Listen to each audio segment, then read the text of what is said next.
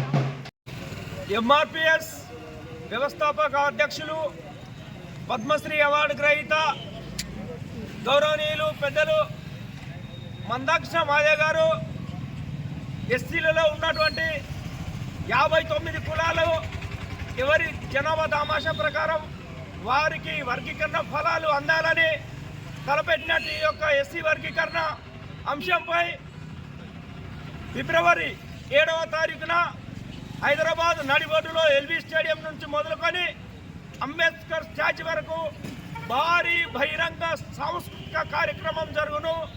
కావున మా స్టేటులో ఉన్నటువంటి ప్రతి మాదిగ బిడ్డ ప్రతి ఇంటి నుండి డప్పు సంకన వేసుకొని హైదరాబాద్లో జరిగే ప్రదర్శనకు హాజరై మన వంతుగా వర్గీకరణ కోసం పోరాటం చేసి వర్గీకరణను సాధించుకోవడానికి ప్రతి ఇంటి నుంచి మాదిగ తరలి రావాలని కోరుకుంటూ జై మాదిగ, జై మందకృష్ణ మాదిగ.